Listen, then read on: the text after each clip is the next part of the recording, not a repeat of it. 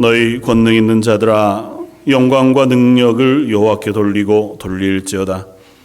여호와께 그의 이름에 합당한 영광을 돌리며 거룩한 옷을 입고 여호와께 예배할지어다. 아멘. 우리의 예배를 받으시기에 합당하신 하나님, 여전히 악해가는 세상 가운데에서도 하나님의 하나님 되심을 멈추지 아니하시고 이 땅 가운데 그 놀라운 구원의 일을 행하시는 하나님, 이 시간 그 하나님 앞에 나와 찬양과 경배를 올려드립니다. 하나님 앞에 나와 드리는 저희 예배를 받아 주옵소서. 하나님 앞에 나와 싸우니 저희 어리석고 연약한 것들은 다 물리쳐 주시고 성령의 충만한 것으로 임재하여 주시며 저희 가운데 하나님의 말씀에 풍성한 것으로 말씀하여 주옵소서. 예배 주인 되신 그 하나님 앞에 모든 것들을 맡겨드리오며 모든 말씀 예수님 이름으로 기도드립니다. 아멘.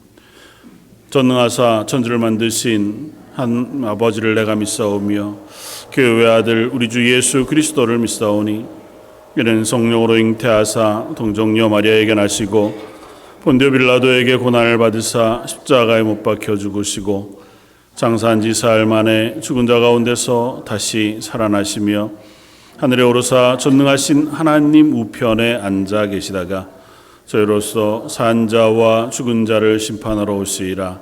성령을 믿사오며 거룩한 공회와 성도가 서로 교통하는 것과 죄를 사하여 주시는 것과 몸이 다시 사는 것과 영원히 사는 것을 믿사옵나이다. 아멘. 찬송가 621장을 함께 찬양하시겠습니다.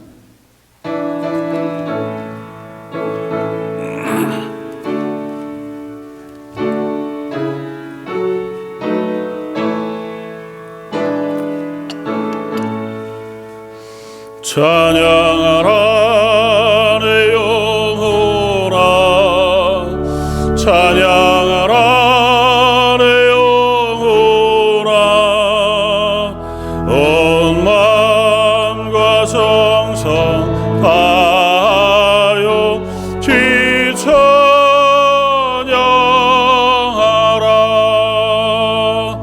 경배하라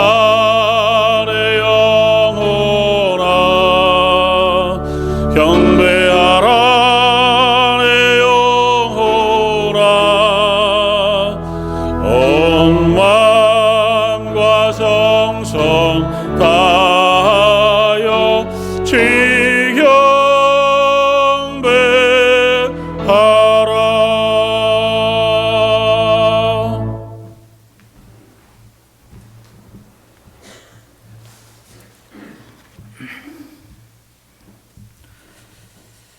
거룩하신 하나님 아버지, 하나님의 거룩한 주일, 하나님의 크신 은혜를 힘입어 주님의 전에 나와 예배하게 하심에 진심으로 감사를 드립니다. 오늘도 우리의 마음과 정성을 모아 하나님 아버지를 찬양하오니 우리 예배를 기뻐 받아 주시옵소서.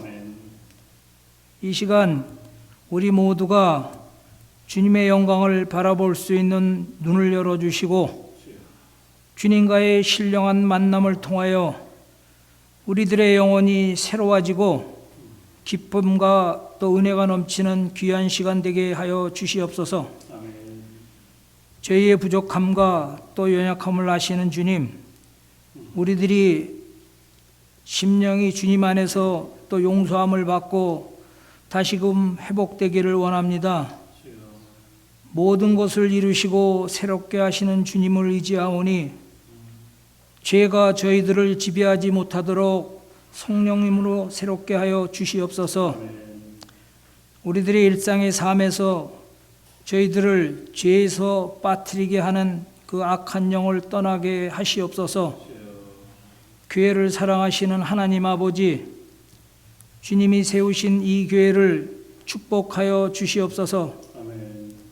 주님의 사명을 기쁘게 감당함으로 말미암아 믿지 않는 영혼들을 살리고 또 성도 간에 사랑의 교제를 나누며 중보하는 교회가 되게 하시옵소서. 우리들의 형편과 사정을 아시는 하나님 아버지, 이 시간에도 간절히 주님을 찾고 구하는 이들의 기도를 들으시고 응답하여 주시기를 간구합니다. 마음이 가난한 자들에게는 은혜를 주시고 또 질병으로 힘들어하는 이들에게는 친히 안수하시어 위로와 치유의 역사가 있게 하시옵소서. 세상 일이 힘들어도 우리가 낭망하거나 좌절하지 않게 하시고 오직 주님의 십자가를 바라보며 힘을 얻는 성도들이 되게 하시옵소서.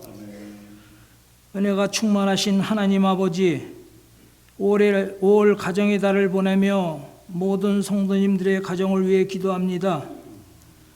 우리들의 가정이 주님의 은혜를 깊이 느끼고 살아갈 수 있도록 축복에 축복하여 주시옵소서. 가정 모두에게 건강을 주시고 특별히 하나님이 우리들에게 주신 모든 자녀들의 앞날을 주께서 친히 인도하시어 그들이 앞으로 살아간 삶 가운데 오직 평탄함만 있게 하시옵소서. 하나님 아버지, 또 올해 계획된 단기 선교를 위하여 준비하는 모든 이들을 축복하시고 앞으로 진행되어가는 그 모든 일에 차질이 없게 하시옵소서. 오늘도 이런저런 모습으로 예배를 돕는 손길들이 있습니다. 그 손길들 위에 함께하사 날마다 새롭게 되는 은혜를 허락하시옵소서. 또 오늘도 말씀을 들고 단위에 서신 목사님 위에 함께하시고 또 그 전하시는 말씀을 통하여 우리 모두가 은혜를 받아 남은 한 주, 새로운 한 주 또 세상을 이길 수 있는 힘을 주시옵소서.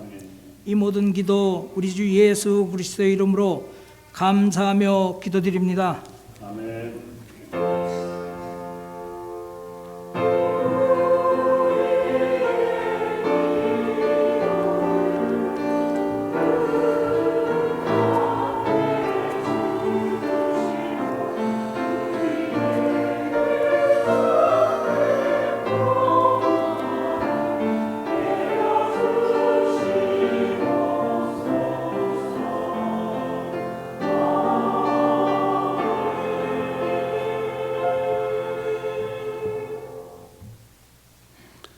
찬송가 64장을 함께 찬양하시겠습니다.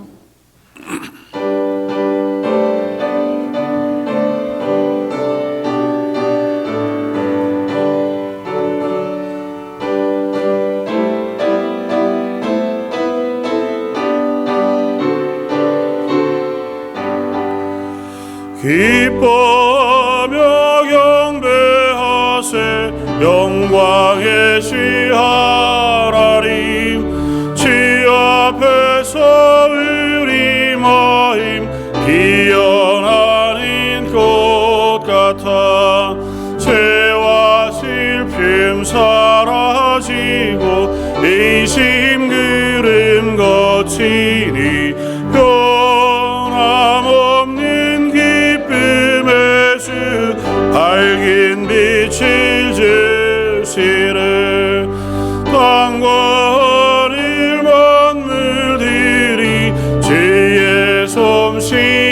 심인되고 별과 천사 노랫소리 끊임없이 드높아 물과 숲과 산과 골짜 들판이나 바다나 모든 만물 주의 사랑 기뻐 찬양하여라.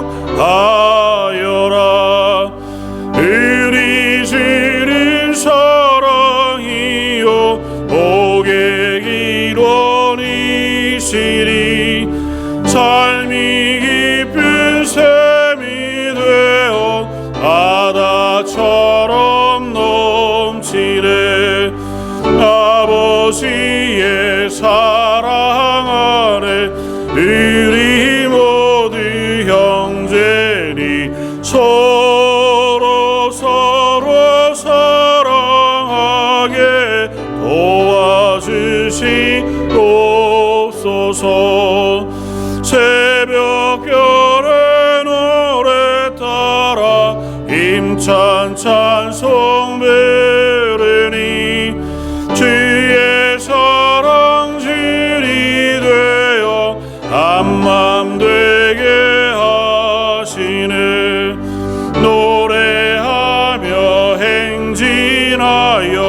싸움에서 이기고 징전가를 높이 불러 주께 영광 돌리세.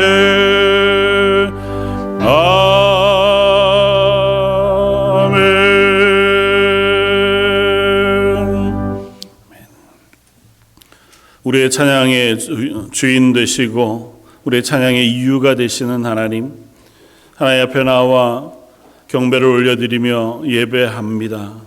하나님을 예배하는 것이 우리의 참 기쁨이며 또 이 땅을 살아가는 저희들의 삶에 큰 은혜인 것을 고백합니다. 하나님께서 저희의 삶에 구원의 은혜를 베풀어 주시지 않는다면 또 이 땅 가운데 하나님의 손으로 붙들어 하나님의 사람으로 삼아 주시지 않았다면 저희들의 하루하루가 세상을 따라서 욕심에 흔들리고 도전에 넘어지고 실패하는 인생이었을 것을 고백합니다. 하오나 그런 저희를 불러 하나님의 자녀 삼아 주심에 감사하여 예배하는 이 자리에 나아올 때 하나님께 예물을 들고 나아옵니다. 하나님 앞에 드리는 예물을 받아 주옵소서. 하나님을 기뻐하며 드리는 주정 헌금과 10의 1조와 감사 예물과 선교 예물들 하나님 앞에 드려지는 그 모든 물질들을 받아주시고 그 물질들이 하나님의 영광을 위하여 교회를 든든히 세우는 일에 복음을 확장하는 일에 온전하게 쓰여지게 하여 주옵소서. 그 쓰여지는 곳곳마다 하나님의 영광이 드러나게 하시며 또한 성도들의 삶이 그 모든 자리에서 하나님의 영광을 위하여 쓰여지게 하여 주옵소서. 하나님 앞에 나오며 찬양대의 찬양으로 또 찬양팀의 찬양으로 또 함께하는 온 성도들이 마음을 합하여 주님께 찬양으로 영광을 올려드립니다. 하나님을 찬양하는 그 찬양을 받아주시고 저희의 삶에 더 크고 놀라운 기쁨으로 만족히 채워 주옵소서. 아버지 하나님 앞에 나와 예배하는 모든 성도들의 헌신과 수고도 예배로 받아주시길 원하옵고 모든 말씀 예수님 이름으로 기도드립니다. 아멘.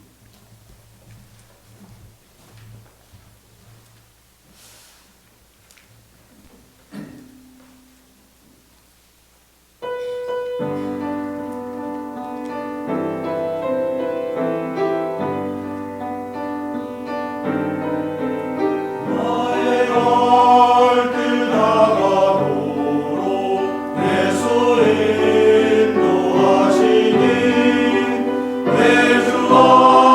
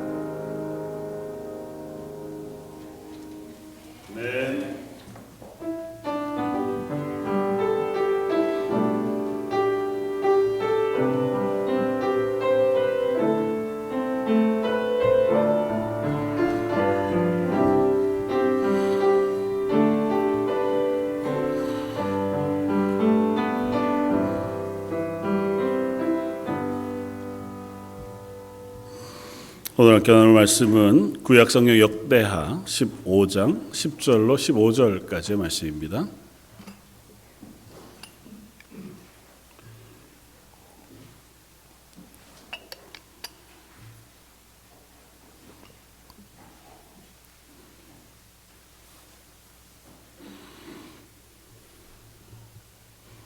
구약성경 674쪽에 있는 말씀 역대하 15장 10절로 15절까지의 말씀입니다. 위치하였으면 한 목소리 같이 한번 봉독하시겠습니다. 아사왕 제15년 셋째 달에 그들이 예루살렘에 모이고 그날에 노력하여 온 물건 중에서 소 700마리와 양 7,000마리로 여호와께 제사를 지내고 또 마음을 다하고 목숨을 다하여 조상들의 하나님 여호와를 찾기로 언약하고 이스라엘 하나님 여호와를 찾지 아니하는 자는 대소남녀를 막론하고 죽이는 것이 마땅하다 하고 우리가 큰 소리로 외치며 피리와 나팔을 불어 여호와께 맹세하매 온 유다가 이 맹세를 기뻐한지라. 우리가 마음을 다하여 맹세하고 뜻을 다하여 여호와를 찾았으므로 여호와께서도 그들을 만나 주시고 그들의 사방에 평안을 주셨더라. 아멘. 오늘은 역대기 15장에 있는 아사왕 이야기를 중심으로 해서 저희가 최근에는 이제 열왕기서를 묵상하고 있는데요. 이스라엘의 열왕들의 이야기들을 한 번 더 살펴보면서 믿음은 수단이 아니라 목적이라고 하는 제목을 가지고 함께 은혜를 나누고 싶습니다. 계속 열왕기서를 묵상하면서 그런 질문들을 하게 됩니다. 너무 익히 아는 일이기는 하지만 왜 이스라엘 백성들 또 특별히 이 왕들은 이렇게 계속해서 실패했을까? 하나님께서 이스라엘의 왕들을 세우시고 그들에게 분명히 이스라엘의 왕으로서의 역할이 무엇인지를 가르치셨고 또 때로는 큰 은혜와 복을 부으시기도 하셨습니다. 심지어는 선지자들을 보내셔서 그들이 잘못 가고 있을 때에는 그 길이 잘못되었다 가르치시기도 하고 되돌아오도록 때로는 강하게 질책하시고 때로는 징계하시기도 하고 또 때로는 이적과 기적을 통해서 여전히 하나님이 이 나라의 주인이신 것과 온 세상의 주권자라고 하는 사실을 명백히 알리셨음에도 불구하고 이스라엘의 역사 가운데 보면 거의 대부분의 시간을 우상 숭배하는 것에서 떠나지 않습니다. 어떻게 그럴 수 있을까? 왜 그랬을까? 그 하는 질문을 하지 않을 수 없었고 그 질문을 통해서 오늘 말씀을 묵상하게 되었습니다. 특별히 그 말씀의 대답을 우리가 모르는 바 아니고 또 그것에 대한 것들을 우리가 대답할 수 없는 바 아니지만 나의 현재의 삶 속에서는 어떠한가? 사실 그 질문이 이렇게 된 것이었습니다. 아마 그들이 하나님이 부르심의 목적을 몰랐을 것이고 그것에 대해 온전한 고백을 하지 못했던 것이겠다고 하는 생각을 하게 되면서 나는 하나님의 부르심 앞에 과연 어떻게 살고 있는가? 나의 삶의 목적은 무엇인가? 내가 하나님 앞에 가장 기뻐하고 즐거워하는 일은 무엇인가를 질문해 보는 데까지 이르게 되었습니다. 우리는 이 땅을 그리스도인으로 살아갑니다. 그런데 이스라엘 백성, 특별히 왕들의 모습을 보면서 그들은 하나님을 섬기는 것, 하나님을 예배하는 것, 제사하는 것이 그들 삶의 목적이 아니라 수단이었던 것은 아닐까고 하는 생각을 해보게 됩니다. 그들이 정치를 잘하기 위해서, 이 자리를 잘 보존하기 위해서, 전쟁에 승리하기 위해서 하나님의 힘이 필요했던 것은 아니었을까? 그렇다면 우리의 삶은 과연 어떠한가? 고 하는 질문을 하게 됩니다. 잘 아시는 이야기 일터인데요. 동화, 비유, 이런 비슷한 우화 같은 이야기 중에 어떤 한 대단히 열심히 사는 비즈니스맨, 부자이기도 하고 시간을 아껴가면서 일하는 사람이 너무 이제 스트레스가 쌓이니까 어느 날은 이제 해변가로 잠시 쉬러 갔다는 거죠. 짬을 내서 간 해변가에서 아침 일찍 일어나서 밥을 먹고 산책을 해변가로 쭉 하고 있는데 보니까 그 동네 사는 이제 어부가 대단히 허름한 모양을 하고는 그늘에 앉아 쉬고 있더라는 거예요. 이미 배는 해변으로 끌어올려 놓고. 그래서 물었습니다. 어떻게 이렇게 지금 시간에 쉬고 계시냐. 그래서 고기를 잡고 와서 일을 마치고 쉬고 있는 거다. 그럼 밤새 고기를 잡으신 거냐? 밤중에 고기를 잡으시고 이렇게 일찍 쉬고 계신 거냐? 아니다. 아침에 일찍 나와서 한두 시간 고기를 잡았는데 보니까 오늘 하루 우리 식구가 쓰기에 충분한 양이 잡혀서 더 이상 잡지 않고 이제 쉬고 있는 거다. 대답을 했다는 거죠. 그러니까 이 부자 비즈니스맨의 마음에 이 허름한 매일 하루를 고기 잡아 먹고 사는 이 사람을 도울 수 있는 방법은 없을까? 그런 생각을 한 거죠. 그래서 왜 좀 더 열심히 더 많은 시간을 효율적으로 사용해서 더 많은 고기를 잡고 더 많은 수익을 올릴 수 있을 텐데 그렇게 하지 않는 이유가 있으십니까? 그렇게 해가지고 내가 얻는 게 뭐가 있습니까? 그렇게 하면 좀 더 나은 장비들과 배들을 살 수 있고 좀 더 멀리 가서 좀 더 본격적으로 어업을 할 수 있지 않겠습니까? 그러면 혼자 하는 게 아니고 이제 조금은 규모가 있는 형태로 이제 수산업에 종사하실 수 있지 않겠습니까? 그렇게 해서 제가 얻는 건 뭡니까? 그러면 더 많은 돈을 벌 테고 그리고 나면 당신이 직접 어부를 하지 않아도 사람들을 시켜서 일을 하고 당신은 그것들을 잘 관리하면서 보낼 수 있지 않겠습니까? 그래서 내가 얻는 건 뭡니까? 이게 놀리는 것도 아니고 자꾸 질문하는 거죠. 그러면 이렇게 해변가에 이제 아침 일찍 조식을 먹고 호텔에서 쉬면서 산책도 하고 하는 자기처럼 그렇게 좀 여유로운 시간들을 보낼 수 있지 않겠습니까? 그러니까 뭐라고 대답했다고요? 내가 지금 하고 있는 게 그거 아닙니까? 이렇게 했다는 거잖아요. 나도 지금 여유 있게 해변을 거닐면서 그늘에 앉아 쉬고 있는 건데 이걸 포기하고 열심히 일해서 다시 이걸 얻으라고 하는 건 뭔가 잘못된 것 아닙니까? 이제 이렇게 얘기했다는 우화죠. 이미 아실 터지만. 그렇구나. 그렇게 잘 생각이 안 되시죠? 이게 은혜가 되진 않잖아요. 됐나요? 되면 참 감사한 일이고. 저는 이게 이미 이런 거에 별로 이렇게 감동을 못 받는 모양이에요. 사람들이 그렇지는 생각하지만 이게 나하고 잘 연결이 안 되잖아요. 이 이야기를 이렇게 애니메이션으로 만들어서 인터넷에 올려놓은 사이트들이 있더라고요. 그 밑에 댓글들이 이렇게 달렸어요. 댓글들이 어떻게 달렸냐 하면 그래도 부자는 아프면 병원이라도 갈 수 있는데 이 사람은 어부는 저러다가 아프면 그날 고기 못 잡으면 못 사는 거 아니냐. 그래서 돈 벌어야 된다. 이렇게 쓰기도 하고 또 어떤 사람은 그래도 일주일 열심히 일해가지고 한 달 벌 거를 쟁여놓으면 그러면 나머지 3주는 열심히 쉴 수 있을 텐데 그런 얘기하는 거지라고 써놓은 사람들도 있더라고요. 그러니까 이게 참 그냥 단순한 비유인 줄 알고 그래 그럴 수 있겠다 이해하면 되는데 이미 우리들은 일상의 삶에서 그거야 얘기일 뿐이고 우리 사는 건 그거랑 좀 다르잖아 이렇게 생각하는 지경에 이르게 되는 거죠. 그게 잘못된 것도 아니고 또 그것이 우리의 현실이기도 한 것 같아 보입니다. 그리스도인으로 사는 삶은 어떻습니까?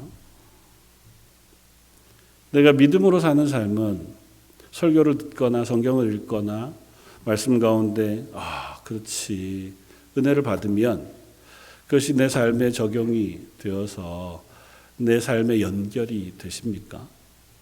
아니면 말씀은 듣고 은혜는 되지만 그러나 삶은 말씀과는 또 별개의 영역인 것으로 살아가게 되지는 않는가 하는 질문을 해봅니다. 이 사람처럼 좋은 얘기지. 맞아 그런 얘기도 있을 수 있지. 그렇지만 내 삶은 또 다른 영역인 것으로 생각되어지는 것은 아닌지. 인생을 살아갈 때 우리는 어떤 목표 혹은 목적을 두고 거기를 향하여 이런저런 길들을 수단으로 삼아 걸어갑니다. 목적과 수단이라는 단어가 딱 구분되어지지만은 않아 보이기는 합니다.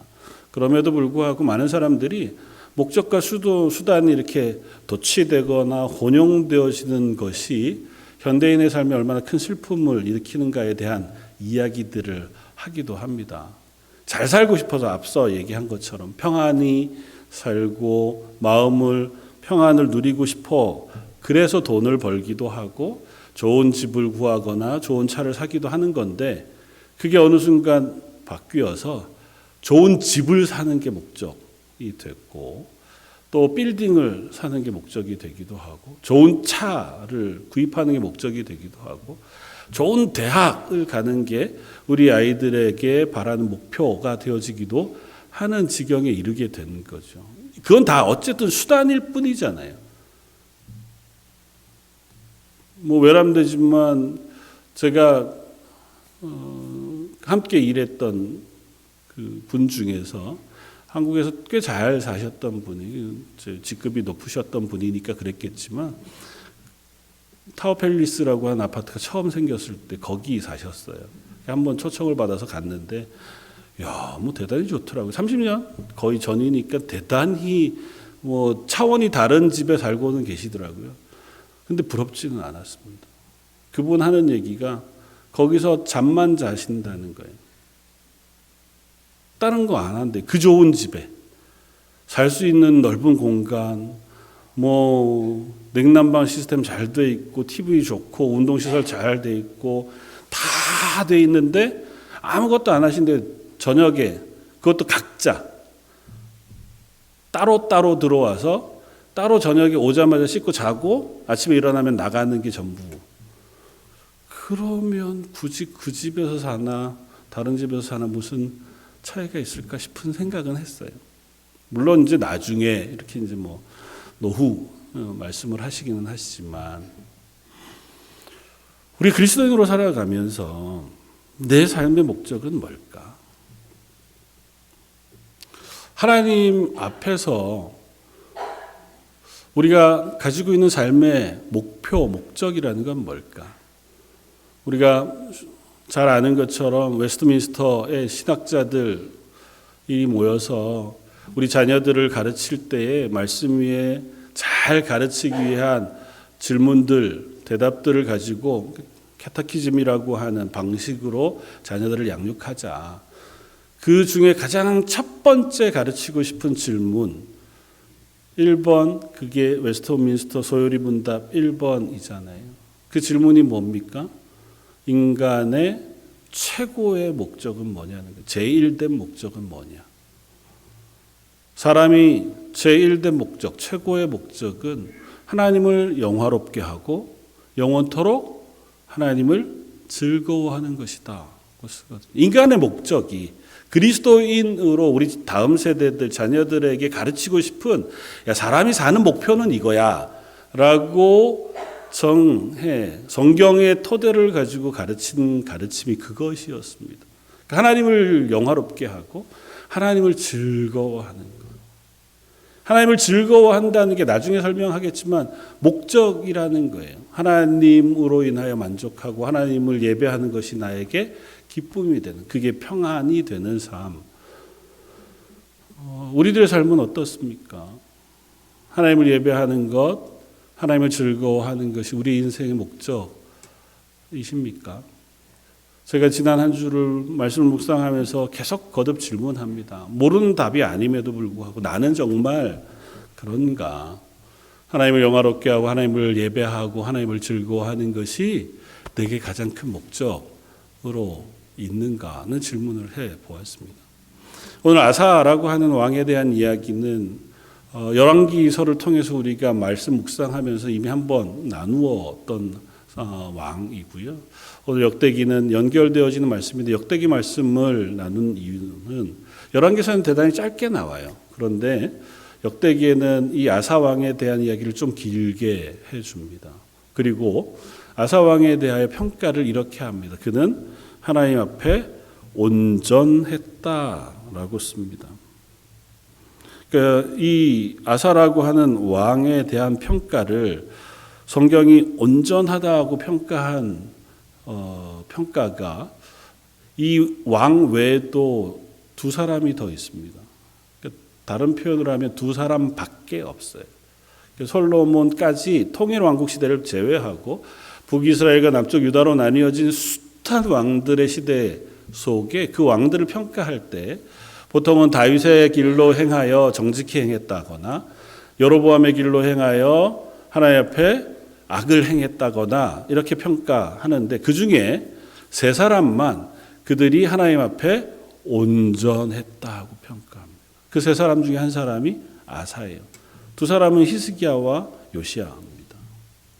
우리가 다 아는 이름. 히스기야, 요시야는 비교적 잘 알잖아요. 아사는 잘 못 들어보신 이름이잖아요.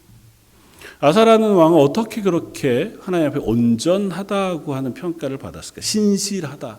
하나님 보시기에 중심이 하나님 앞에 온전했다는 평가를 받았을까라고 하는 질문을 해보면서 이 아사와 다른 왕들을 좀 비교해 보고 싶었습니다. 아사라고 하는 왕은 이스라엘의 남쪽 유다로 나뉘어진 이후의 세 번째 왕입니다. 아버지는 아비암이라는 사람이고 할아버지는 르호보암이었습니다. 그러니까 솔로몬의 아들이 르호보암이고 르호보암의 아들이 아비암이고 그의 아들이 아사예요. 르호보암이 17년을 남쪽 유다를 다스렸고 아비암은 3년을 다스렸습니다. 그러니까 아사가 왕 위에 올랐을 때 정확히 몇 살이라고 성경에 표현하고 있지는 않지만 적어도 아사가 왕 위에 올랐을 때 그의 인생 거의 대부분 솔로몬 통치 말기 그리고 르호보암과 아비암의 시절을 지나고 나서 왕 위에 오른 인물인 거죠. 아사는 하나님 앞에 온전한 사람이었습니다. 그건 우리에게 몇 가지 의미로운 이야기를 들려주는데요. 하나는 그가 살았던 악한 시대에도 불구하고 하나님은 아사를 믿음으로 온전하게 세워주셨다는 겁니다. 생각해 보세요. 솔로몬 말기, 르호보암 그리고 아비암의 시기는 하나님 앞에 신실하지 않았던 시기입니다. 우상 숭배가 심했던 시기였고 특별히 이 르호보암의 할머니, 오늘 본문 바로 뒤에는 어머니로 표현되어지는 마아가라고 하는 여인이 있는데 이 마아가라고 하는 여인이 르호보암 때와 아비암 때에 대단히 힘을 발휘하던 여인이었습니다. 그리고 이 여인은 우상 숭배를 하는 여인이었습니다. 다시 말하면 아사는 태어나서 자라면서 이 할머니의 영향을 지대하게 받았던 사람이에요. 오늘 보면 바로 뒤에 16절은 이렇게 씁니다. 아사 왕의 어머니란 표현은 이제 어머니 할머니를 포함한 히브리어 표현인데 어머니 마아가가 아세라의 가증한 목상을 만들었으므로 아사가 그의 태후의 자리를 폐하고 그의 우상을 찢고 빻아 기드론 시내가에 불살랐다고 씁니다.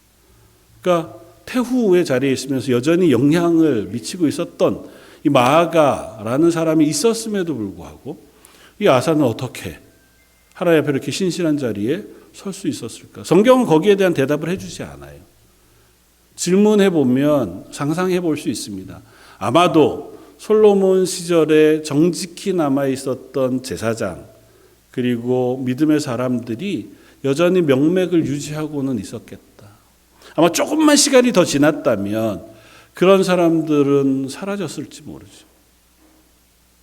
그러면 하나님께서 아주 특별하게 선지자들을 세우시거나 믿음의 사람들을 세우셔야만 한 사람이 믿음의 사람의 씨앗이 되어질 수도 있었을 것이라고 짐작할 수 있습니다. 나중에 요시야라고 하는 왕이 그렇거든요.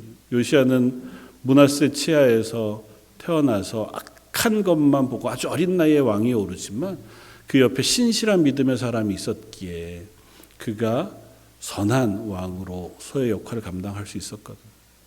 이 아사라고 하는 왕은 적어도 믿음의 사람들의 도움을 받아 그가 악한 시대 속에서도 여전히 믿음을 유지한 채로 자란 사람이었다. 저의 말씀을 생각하면서 우리 자녀들을 믿음으로 양육하는 게 얼마나 중요한가 그 하는 부분에 대한 고민을 하게 됩니다. 혹 우리가 잘못하면 하나님께서 또 다른 이들을 통해서라도 그 일을 하기는 하실 것이지만 한 사람의 믿음의 사람이 세워지면 그를 통하여 한 나라가 변하기도 하고 한 시대가 변하기도 하고 한 공동체가 변하기도 하는 것을 보면서 우리가 믿음 안에서 우리 자녀들을 잘 자라게 하는 것이 필요하겠다. 적어도 이 마아가와 같이 실패한 양육의 사람은 되지 말아야겠다는 생각을 일단은 해봅니다. 그리고 그렇게 믿음의 사람으로선 아사가 하나님 앞에 몇 번의 경험을 통하여 하나님을 알아가고 믿음으로 고백하는 사람이 되었습니다.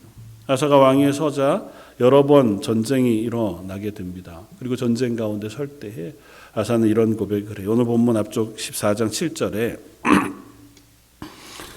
아사가 일찍이 유다 사람에게 이르되 우리가 우리 하나님 여호와를 찾았으므로 이 땅이 아직 우리 앞에 있나니. 그러니까 아사가 백성들 앞에 이야기하면서 그들 앞에 있는 산당들을 제거합니다. 우상들을 제거해요. 그러면서 이야기하는 게 뭐냐 하면 우리가 평안을 얻은 것은 하나님께서 우리에게 주신 것이고 우리가 여호와 하나님을 찾았기 때문에 이와 같은 일이 일어난 것이라고 하는 고백을 해요. 적어도 아사는 하나님이 이 땅에 평안을 주시는 분이신 것을 알았습니다. 그 고백을 공식적으로 해요. 적어도 아사는 자기가 이스라엘의 왕으로 세워진 이 자리가 무엇인지를 아는 사람이었습니다. 하나님 이스라엘의 왕을 세울 때에 이스라엘의 왕은 다른 역할을 하는 사람이 아니고 하나님의 말씀에 순종하여 백성들을 하나님 말씀 앞에 잘 세워주는 역할을 하는 것이 이스라엘 왕이었거든요. 왜냐하면 이스라엘이라는 나라는 자기가 아무리 잘한다고 해서 이 나라를 안전하게 지킬 수 있는 나라가 아니에요.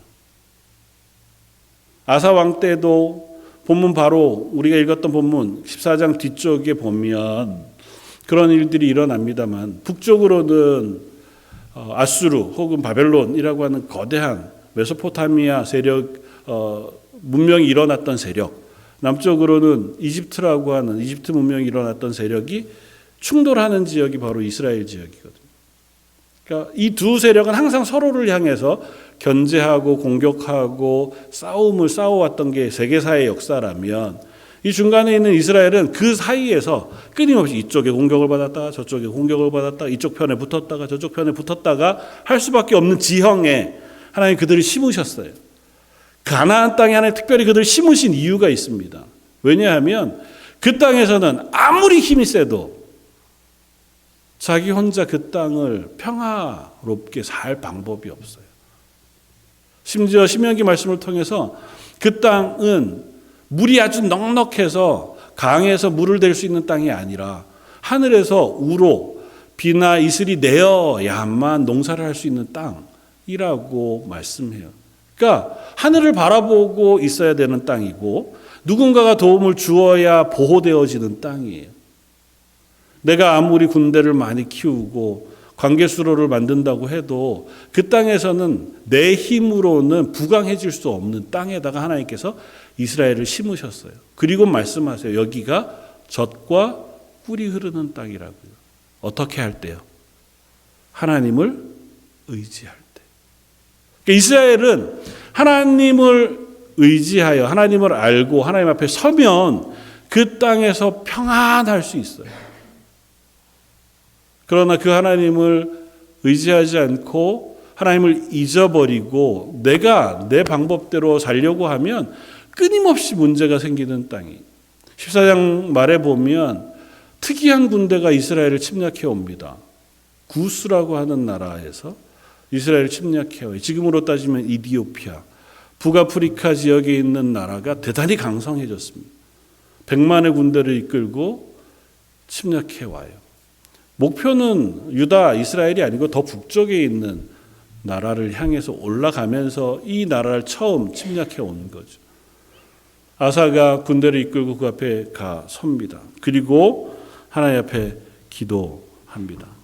14장 9절 이하에 구스 사람 세라가 그들을 치려하여 군사 100만 명과 병거 300대를 거느리고 마레사 이름에 아사가 마주 나가서 마레사의 스바다 골짜기에 전열을 갖추고 11절 아사가 그의 하나님 여호와께 부르짖어 이르되 여호와여 힘이 강한 자와 약한 자 사이에서 주밖에 도와줄 리가 없사오니 우리 하나님 여호와여 우리를 도우소서. 우리가 주를 의지하오며 주의 이름을 의탁하옵고 이 많은 무리를 치러 왔나이다. 여호와여 주는 우리 하나님이시오니 원하건대 사람이 주를 이기지 못하게 하옵소서. 그랬더니 어떻게 됐다고요? 여호와께서 구스 사람들을 아사와 유다 사람들 앞에서 치시니 구스가 도망한지라. 전쟁 가운데서 하나님께서 이 아사 왕이 하나님을 의지하여 승리하게 하는 경험을 하게 하셨어요. 사실 이 경험이 아사에게만 있었던 건 아니에요. 아사의 아버지 아비암에게도 있었고 또 뒤이어 나오는 숱한 이스라엘 왕 또 남쪽 유다의 왕들에게 그런 경험들이 있었습니다. 그런데 다른 왕들은 경험하고 끝났어요. 우리가 잘 아는 왕 아합이라고 하는 왕과 아합의 아들 때에도 하나님은 엘리야와 엘리사를 통하여 그들의 전쟁을 승리하게 하셨습니다. 그럼에도 불구하고 그들이 결코 하나님께 돌아가지 않았어요. 그들은 그냥 승리한 것으로 만족했습니다. 하나님이 도우셨으니 내가 승리했다. 내가 필요하면 또 하나님이 도와주시면 돼. 하나님이 나의 수단이었어요. 내가 승리가 필요하면 그때는 잠시 하나님께 도움을 청했다가 승리하고 나면 이제는 내 원대로 살아가는. 근데 아사는 적어도 그러지 않았습니다. 아사는 승리하고 난 이후에 하나님의 사자가 아사를 찾아와요. 그리고 아사에게 말합니다. 마음을 강하게 하고 담대히 하여 네 종교개혁을 완수할 것을 말씀해요. 오늘 본문 말씀은 그 말씀의 연장선상에서 우리에게 들려주는 말씀입니다. 아사가 그 말을 듣고 마음을 담대히 합니다. 그리고 8절 9절 오늘 본문 앞에 아사가 이 말 곧 선지자 오뎃의 예언을 듣고 마음을 강하게 하여 가증한 물건들을 유다와 베냐민 온 땅에서 없애고 또 에브라임 산지에서 빼앗은 성읍들에서도 없애고 또 여호와의 낭실 앞에 있는 여호와의 제단을 재건하고 또 유다와 베냐민의 무리를 모으고 에브라임과 므낫세와 시므온 가운데에서 나와서 저희 중에 머물러 사는 자들을 모았나니 이들은 이스라엘 사람들이 아사의 하나님 여호와께서 그와 함께 하심을 보고 아사에게로 돌아오는 자가 많았음이라 하고 있습니다. 하나님 앞에서 아사가 하나님을 의지했더니 하나님이 아사를 도우셨다 하고 하는 게 증거가 되어서 사람들이 아사에게로 몰려들었습니다. 그때 아사가 그봐 나는 힘 있는 사람이지 라고 하고 끝나지 않고요. 그들을 모아 하나님 앞에 섰습니다. 제단을 재건하고 하나님을 예배하면서 오늘 읽은 10절 이하의 결단의 고백을 합니다. 뭐라고 결단하고 고백합니까? 마음을 다하고 목숨을 다하여 조상들의 하나님 여호와를 찾기로 언약하고 12절 13절 이스라엘 하나님 여호와를 찾지 아니하는 자는 대소남녀를 막론하고 죽이는 것이 마땅하다고 하고 온 무리가 큰 소리로 외치며 피리와 나팔을 불어 여호와께 맹세했다고 했습니다. 목숨을 걸고 우리는 하나님을 섬기는 것이 우리의 삶이라고 하는 고백을 하게 해요. 그 백성들이 그 고백을 함께 합니다. 남쪽 유다 백성만이 아니고 북쪽 이스라엘에서 이 소식을 듣고 쫓아온 모든 무리들과 함께 그와 같이 하나님 앞에 고백하는 일을 합니다.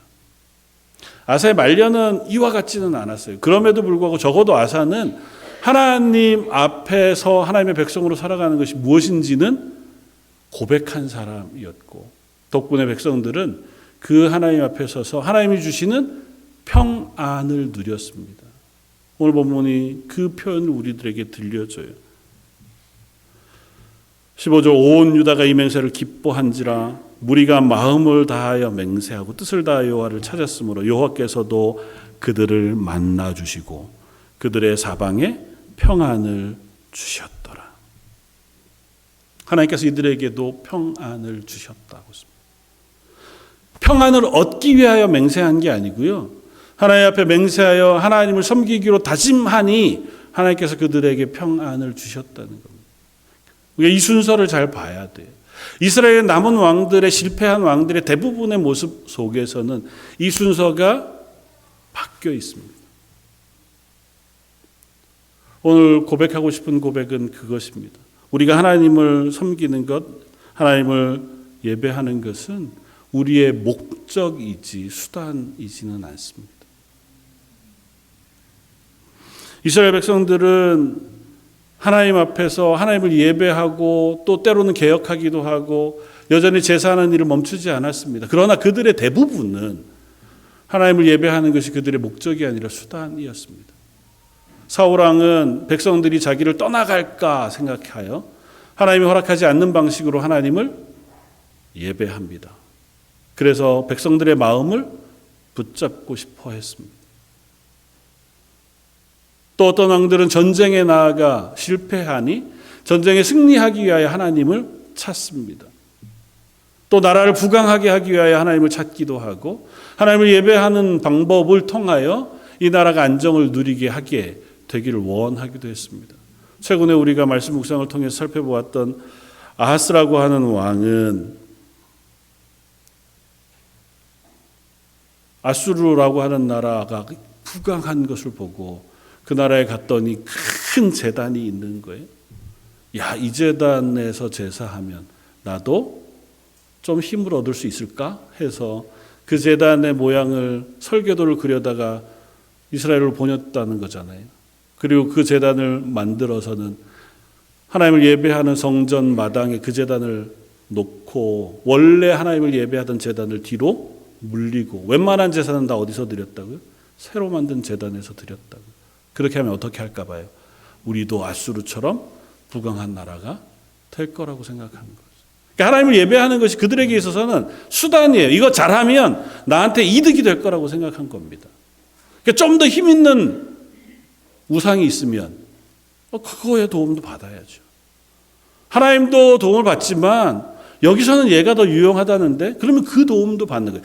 그러니까 이스라엘 전역에 있던 산당 우상의 제단들이 사라지지 않는 거예요. 아, 이것도 유용하니까. 살아가는데 이것도 필요하니까. 그래서 그것이 수단이 된 거예요. 하나님은 그걸 요구하시지 않고 그걸 하지 말라고 명령하셨거든요. 그들이 가나안 땅을 들어오던 그 순간부터 하나님 명하신 게 있습니다. 가장 강력하게 신명기 말씀을 통하여 하나님 그들에게 하지 말라고 명령하신 말씀. 4장 신명기 4장 5장에 거쳐서 십계명 말씀의 제 첫 말씀을 설명하면서 너희들 앞에 절대로 다른 신을 두지 말고 우상을 섬기지 말고 우상의 어떠한 모양도 만들지 말고 그들에게 절하지도 말고 그들을 예배하지도 말아라. 너희 가운데 유일하신 하나님만 예배하고 그 하나님 앞에 너희가 설 때 너희는 이 땅에서 복을 받을 것이다. 하나님께서 이 땅에 심으시면서 이미 명령하셨고 여러 번 선지자를 통해서 계속해서 확인하신 자리가 그거였습니다. 너희 이 땅에서 하나님을 예배하는 것이 너희들의 삶의 목표가 된다. 그런데 백성들은 잊어먹었습니다. 왕들만 잊어먹은 게 아니에요. 백성들도 잊었습니다. 우리가 잘 아는 엘리야가 갈멜산에서 바알 선지자들과 싸울 때에 엘리야가 백성들을 향하여 말합니다. 뭐라고 묻습니까? 야, 너희가 어느 때까지 이 둘 사이에서 머뭇머뭇할 거냐. 하나님이 너희 하나님이면 하나님 편에 서라. 지금 당장 입장을 정해라. 바알이 참신이면 바알 편에 서라. 백성들이 아무 말도 하지 않았다는 거잖아요. 엘리야가 바알 선지자들에게 얘기합니다. 너희가 하루 종일 부르짖어. 만약에 바알이 응답하면 바알이 참신이고 내가 하나님께 부르짖어 하나님이 응답하시면 응답하시는 그분이 참신이다 라고 하니까 그제서 백성들이 뭐라고 그랬다고요? 다 일제 이르되 그 말이 옳도다. 다시 말하면 이기는 편, 그 편이 믿을만 합니다. 나는 이기는 편 할 겁니다. 응답하는 쪽 믿을 겁니다. 그게 하나님이든 바알이든 아세라든 뭐든 상관없어요. 나한테 이득을 주는 쪽에 나는 얼마든지 갈 거라는 것이 이스라엘의 입장이었습니다. 그게 바로 이스라엘의 입장이었을 뿐만 아니라 우상 숭배를 떨치지 못하는 이스라엘의 모습이기도 해요.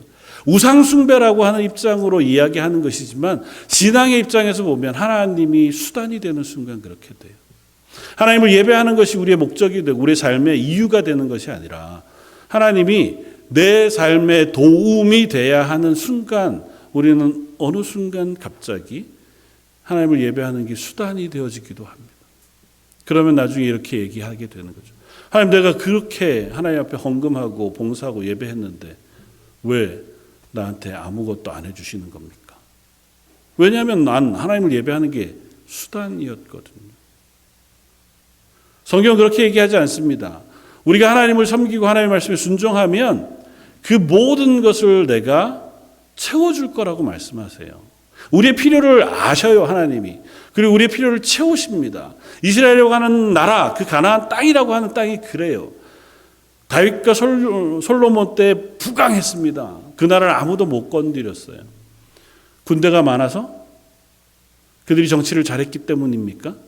그게 아니고 하나님이 그들 가운데 복을 부으셨기 때문에 그 땅에서 그들이 부강했고 전쟁에서 승리했던 겁니다. 하나님 그 이야기를 해주시는 거예요. 너희가 나를 찾으면 내가 너희 하나님이 될 것이라는 겁니다. 너희가 먼저 나를 예배하는 것을 기뻐하면 내가 너희의 삶에 은혜 베풀 것이라고 말씀해 주고 있는 것입니다. 사랑하는 성도 여러분, 저 여러분들의 고백이 그렇기를 원합니다. 우리의 신앙의 고백이 하나님을 예배하는 것, 그것이 우리의 수단이 아니라 목적이 되는 저와 여러분들이었으면 좋겠습니다. 이건 비유로 하자면 이것과 비슷합니다. 우리가 자연을 대하는 자세와 비슷해요. 아름다운 산, 아름다운 계곡이 있는데 가서 텐트를 치고 캠핑 싫어하시니까 카리지 좋은 데 가서 이제 하루를 쉰다고 생각해 보십시오. 그럼 우리는 어떻게 합니까? 그 자연을 보면서 야, 좋다, 편하다. 그리고 거기서 쉬잖아요. 거기 있는 것으로 좋잖아요. 그걸 바라보면서 야, 여기를 개발하면 돈을 좀 벌 수 있겠는데 여기다 길을 이렇게 놓고 뭘 하면 좋겠다. 이것을 사용할 건지 이것으로 만족할 건지의 문제잖아요. 물론 똑같은 비유는 아니지만 하나님이 목적이 되느냐 수단이 되느냐는 그런 겁니다. 내가 하나님을 예배하는 것이 난 참 좋습니다. 하나님을 높이고 하나님 말씀에 순종하는 것이 나에게 기쁨이 되고 평안이 됩니다. 하나님이 나의 하나님이라는 사실이 나는 참 위로가 됩니다. 그래서 내가 기도할 때 그저 하나님의 도우심을 구하며 기도하는 순간만으로도 나는 마음이 평안해집니다. 그래서 나는 하나님 말씀에 순종하려고 애쓰고 또 하나님을 내가 예배하려고 애씁니다. 그것이 우리가 하나님의 사람으로 하나님을 예배하는 것이 목적이 되는 삶이 되는 줄 압니다. 경계를 분명히 하기는 어렵지만 우리가 이 경계를 살짝 벗어나게 되는 순간 그 하나님을 예배하는 것이 어느 순간 수단이 되어버릴 수도 있을지 모르겠다. 그리고 그건 조금씩 우리를 엉뚱한 자리로 인도해 갈 수도 있겠다고 하는 생각을 합니다. 기대하기는 저와 여러분들 이번 일주일을 한번 묵상하면서 보내면 좋겠습니다. 나는 하나님을 예배하는 것을 기뻐하는 사람인가?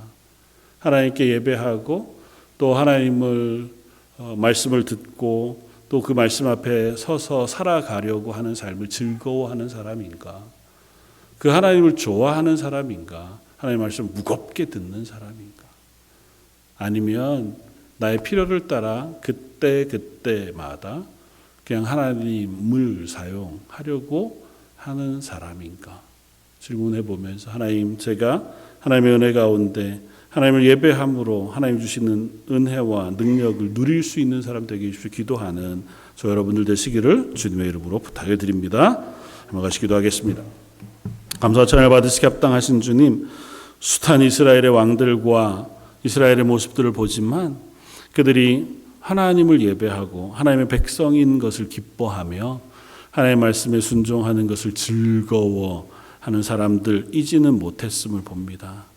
저희들의 삶은 그들을 반면교사로 삼아 매일매일의 삶 속에서 하나님을 인하여 기뻐하고 하나님 나의 하나님인 것으로 만족하며 하나님을 예배하고 하나님의 말씀을 듣는 것을 즐거워하는 사람들이기를 원합니다.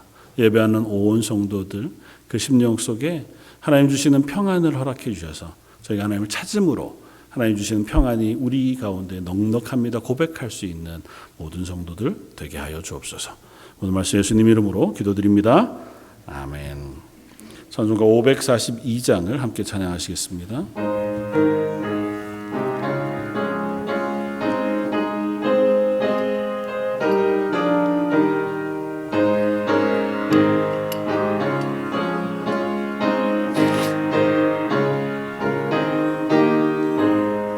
그 주 예수 의지함이 심히 기쁜 일일세 영생 허락 받았으니 의심하시옵도다. 예수 믿는 것은 얻은 증거 많도다. 예수 귀한 예수 믿음 더욱 주소서. 그 주 예수 의지함이 심히 기쁜 일일세 주를 믿는 나의 마음 기에 피에 적시네. 예수 믿는 것은 얻은 증거 많도다. 예수 귀한 예수 믿음 더욱 주소서. 그 주 예수 의지하여 죄악 벗어버렸네. 안위 받고 영생함을 주께 모두 얻었네.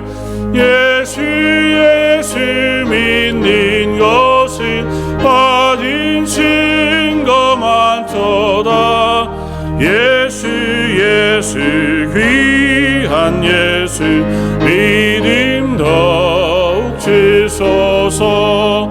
그 주 예수 의지함 구원함을 얻었네.